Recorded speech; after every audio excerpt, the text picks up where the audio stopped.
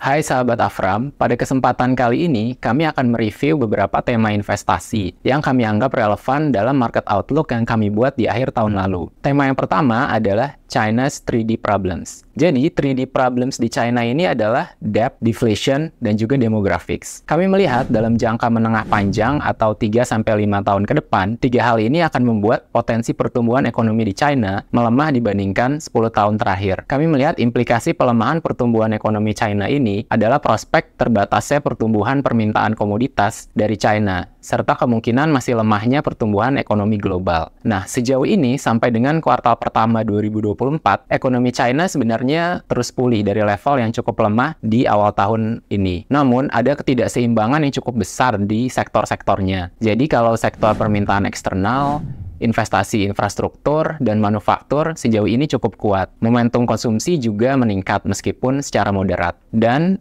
sektor jasa juga sejauh ini berkinerja cukup baik.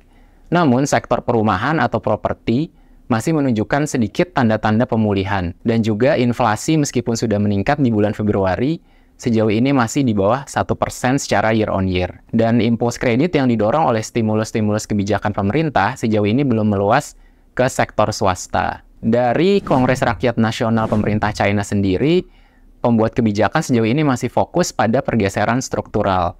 Dan target pertumbuhan PDB tahun 2024 mereka tetapkan di sekitar 5%, yang dilihat oleh banyak analis di pasar ini cukup optimistis karena di 2 tahun terakhir pertumbuhannya di tingkat hanya sekitar 4%. Dan sejauh ini dampak ke harga komoditas sendiri masih sesuai ekspektasi kami.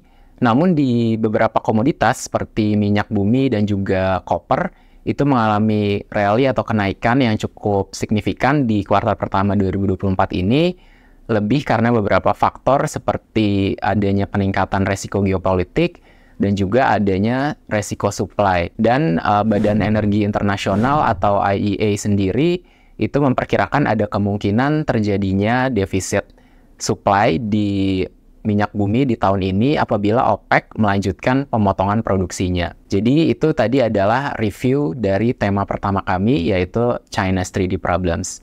Terima kasih sudah menonton. Jangan lupa untuk like dan subscribe ya, agar kamu gak ketinggalan informasi menarik lainnya. Sampai jumpa!